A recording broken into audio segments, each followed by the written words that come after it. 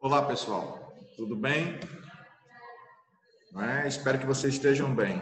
O conteúdo de hoje, pessoal, vai ser em referência à base curricular do oitavo ano. A base curricular do oitavo ano vai contemplar justamente no dia de hoje a Primeira Guerra Mundial. Não é isso? Primeira Guerra Mundial, que a gente já começou a trabalhar, evidenciando, não é, os aspectos que vão causar a Primeira Guerra. Desculpe. Lembrando desses aspectos, buscando essas causas nas rivalidades do século XIX, por conta do conflito que vai existir entre França e a Prússia, que depois vai se tornar a Alemanha, e esse conflito que vai surgir entre as duas nações, França, depois a Prússia, depois tornando a Alemanha, vai ser um conflito em que um território que é rico em matéria-prima, em minerais, será motivo de conflito. Naquele período ali, nas primeiras décadas do século XIX, tinha-se a necessidade de angariar, conseguir muito mais produtos e matérias-primas para dar vazão à necessidade de desenvolvimento daquele período na Europa. Os países crescendo e precisando de petróleo, cobre, prata, esses e outros materiais, outras matérias-primas, para que pudesse dar vazão à necessidade econômica ali, o crescimento econômico que estava estabelecido. E ressaltando também que um dos motivos para o conflito da Primeira Guerra Mundial é a velocidade com que as nações começam a se armar, buscando cada vez mais fazer investimentos em material bélico no exército, a política de alianças que vai ocorrer, com a formação de dois grupos, a Tríplice Aliança, que vai ser composta inicialmente pela Itália, pela Alemanha e pelo Império Austro-Húngaro, e a Tríplice Entente, que vai ser composta pela Inglaterra, pela França e pela Rússia. O sistema capitalista crescendo demais, e entre outros motivos que a gente pode estabelecer, o desejo de formação de uma grande Sérvia, o estopim para o conflito, que foi, muito bem, foi o assassinato do herdeiro, arquiduque Francisco Ferdinando.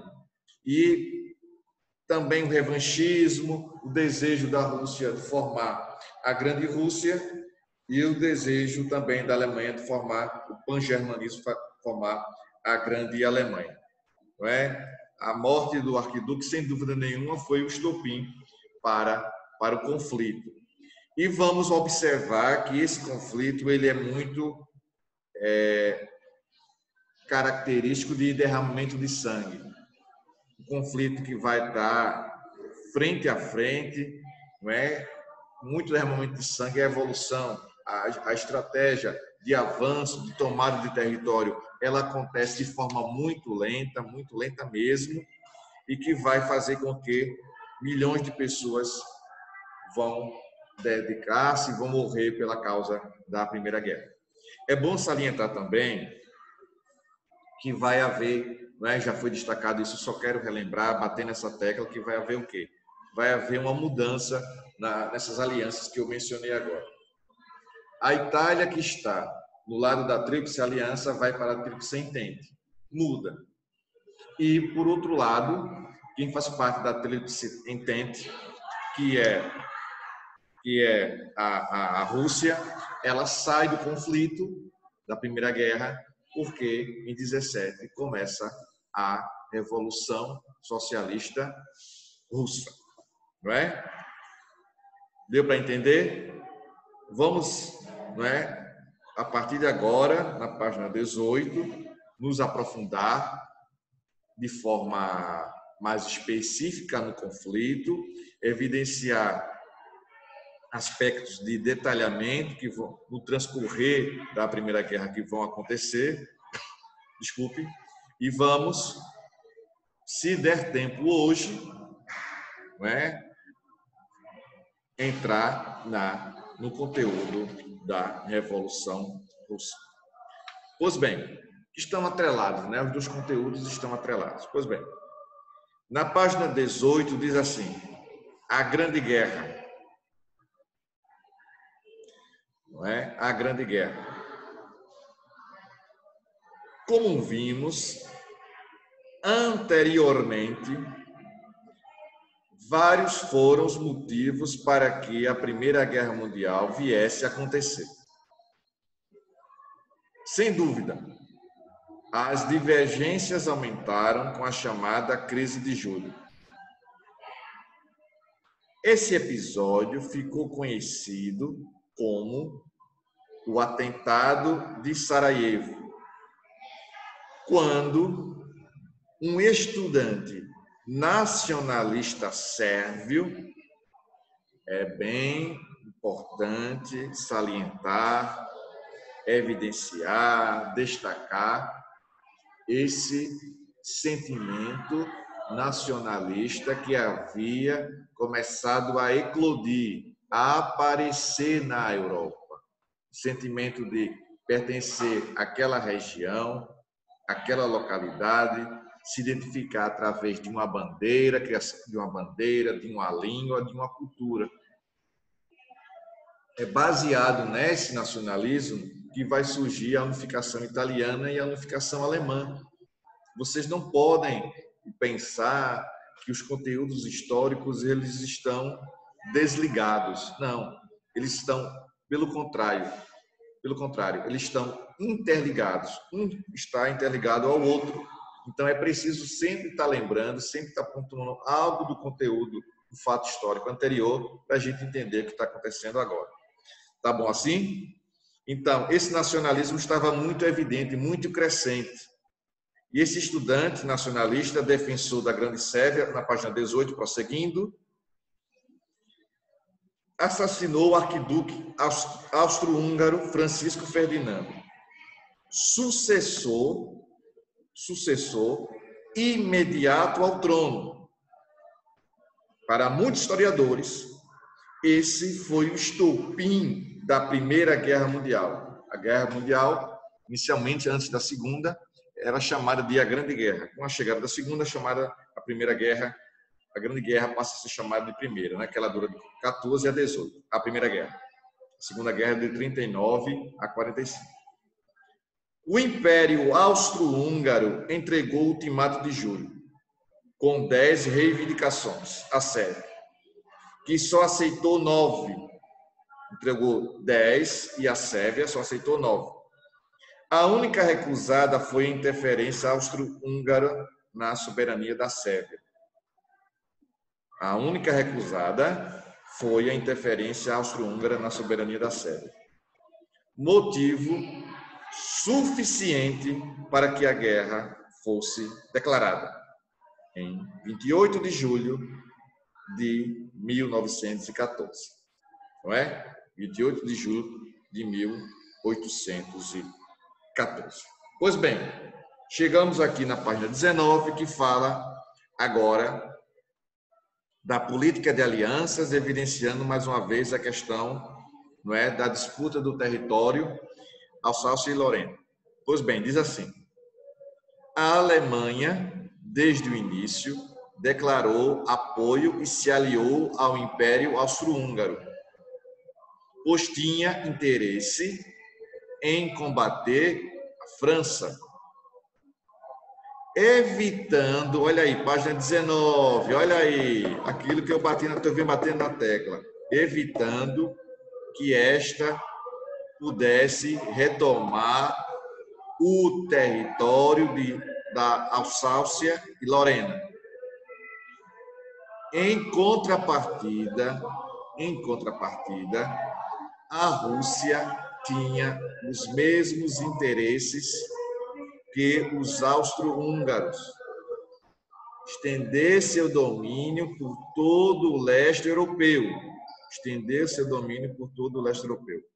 incluindo os países em que viviam os povos eslavos, sérvios e os que compunham o antigo Império Turco-Otomano, não é? Então você percebe que havia uma rivalidade, não é? Aí entre austro-húngaro e a Rússia, porque a Rússia via no Império Austro-Húngaro um impedimento ao seu sonho de formar um grande Império Russo, o chamado, muito bem, isso mesmo, viu?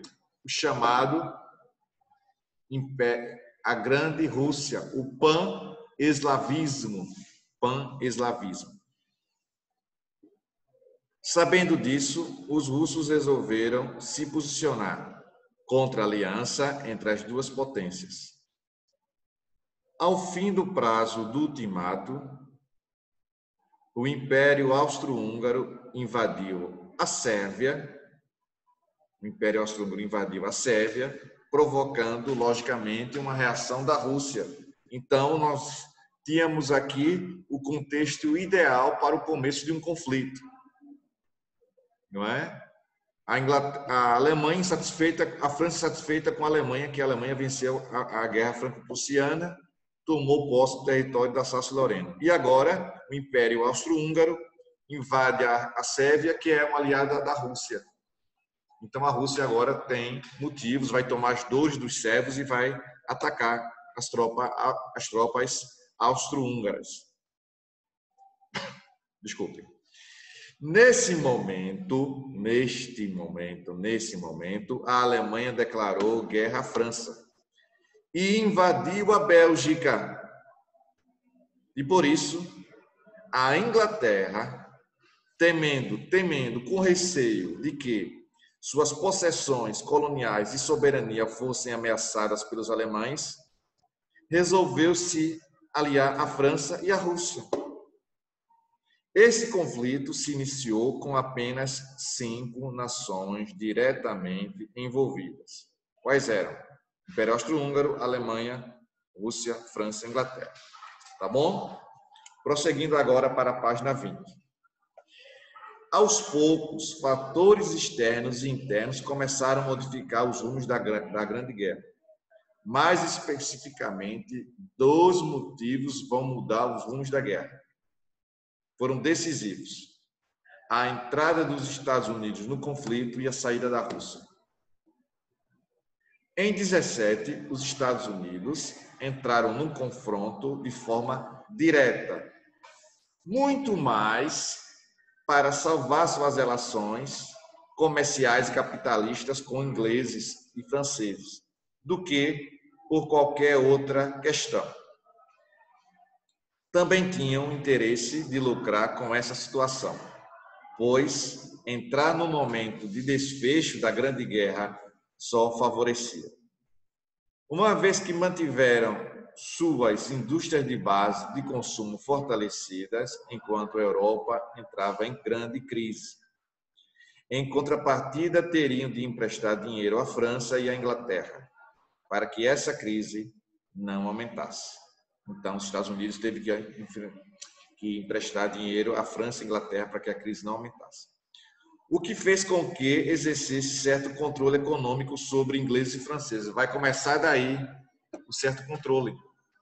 Com o fim da Segunda Guerra também vai haver esse controle, com o surgimento do Plano Marshall, que vai ser aquele plano que eu vou falar quando chegarmos ao final da Segunda Guerra, senão eu vou acabar misturando.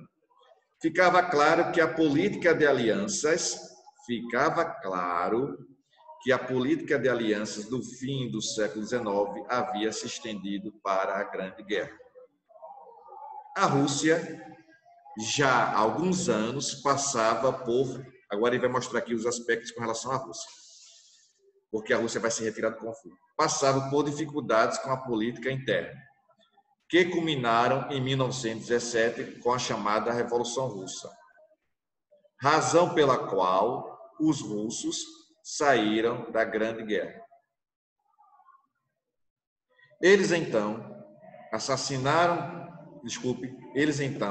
assinaram com a Alemanha um tratado para se retirarem do conflito.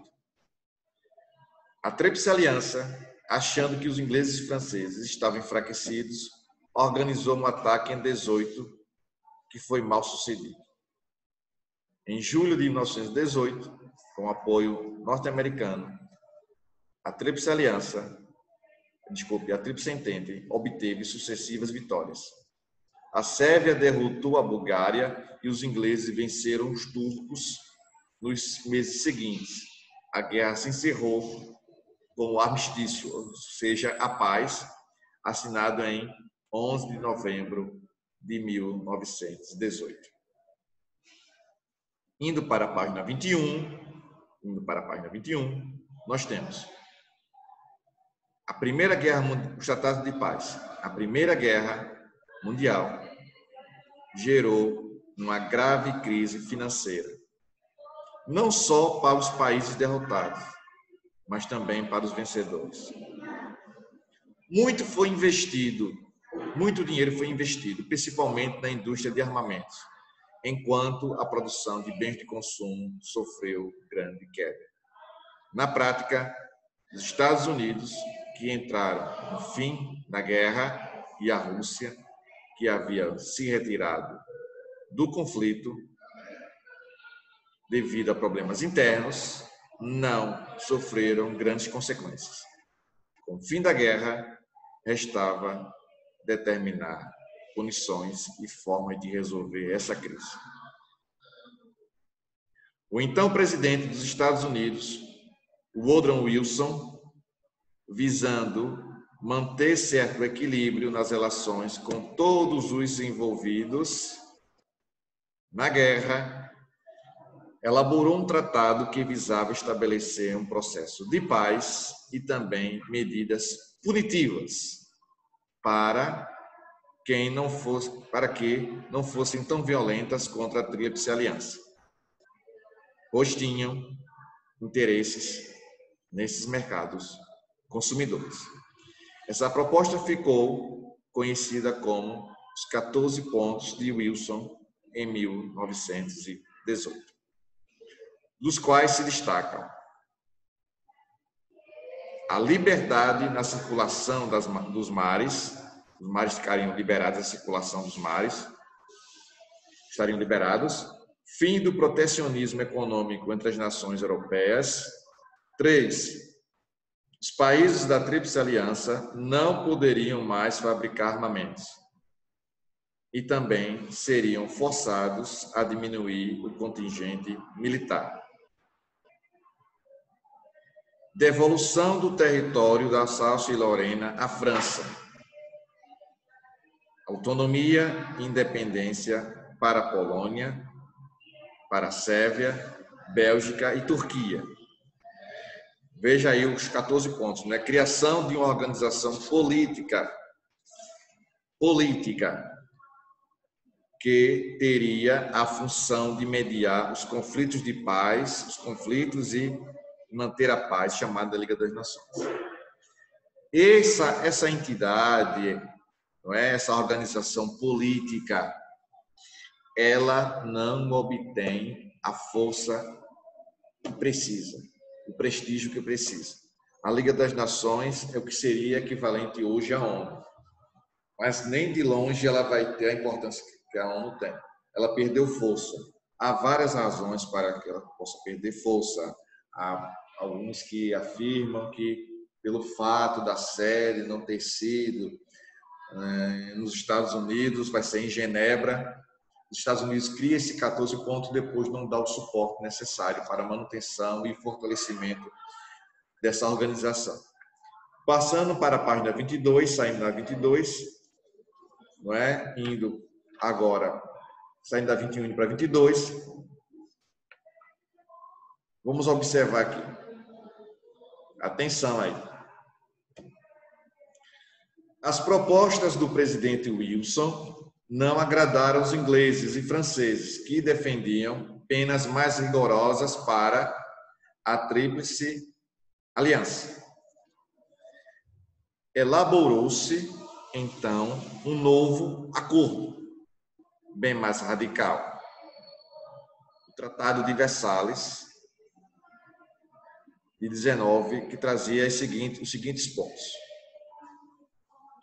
Devolução do território da Alsácia e Lorena à França, a província de Sarre passou ao comando da Liga das Nações, instituição formada por vários países para garantir a paz.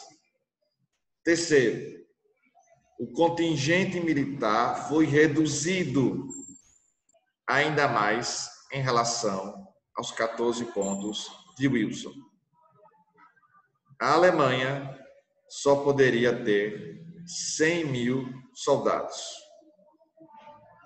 A Tríplice Aliança, outro item aí, foi proibida de fabricar armamentos, navios e aviões, bem como carros de guerra, metralhadoras e artilharia de longo alcance.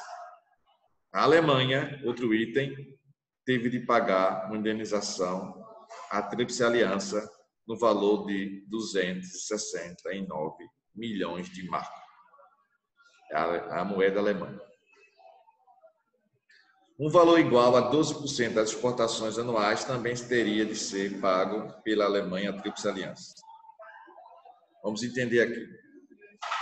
As penas aplicadas pela Tríplice Aliança no Tratado de Versalhes visavam exclusivamente atingir a Alemanha.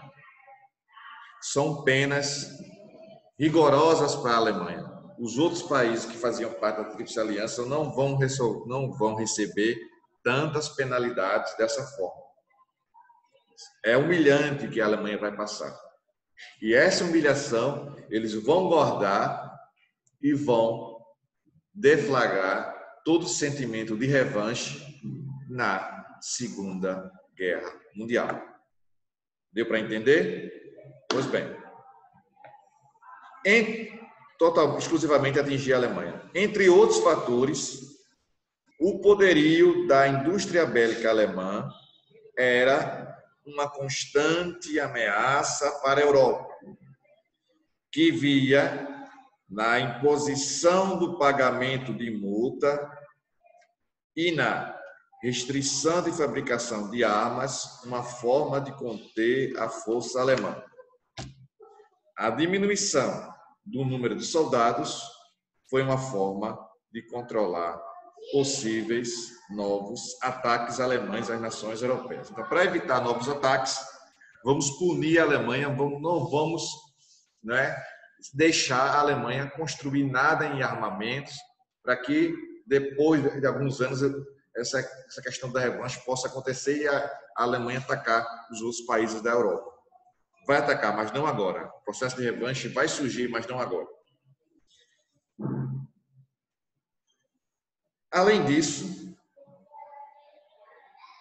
a Itália ficou impossibilitada de realizar comércios de forma direta com outras nações, pois o protecionismo econômico foi derrubado, o que aumentava a dependência italiana diante da Inglaterra e França.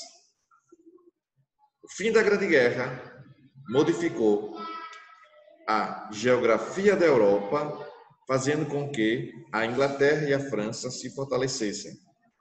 Também consolidou os Estados Unidos como potência mundial.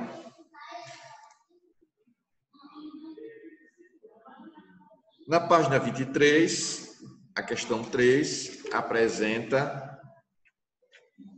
uma pergunta que é muito importante. Analise o impacto das punições impostas para a Alemanha e por que o objetivo era conter o crescimento alemão. Interrogação. As punições enfraqueceram a Alemanha, a ponto de o país entrar em grave crise econômica. Ponto. As nações vencedoras queriam evitar que a Alemanha se reestruturasse, impedindo que pudessem reunir condições para empreender uma nova guerra. Ponto. Então, a conclusão que chegamos é que, com o fim da Primeira Guerra, a Alemanha destroçada, sem ter como reagir economicamente e militarmente, a Itália também foi afetada, sem poder manter relações comerciais, e os ingleses e os franceses ficaram dependentes do capital, do investimento, da recuperação dos Estados Unidos. Então, surge aí a chamada unipolaridade, um único país fortalecido, não é? Indo para a página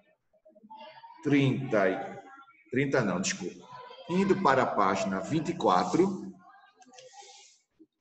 nós chegamos a um conteúdo que ele está ligado, mais do que nunca, à Primeira Guerra Mundial. Que conteúdo é esse, professor? Muito bem.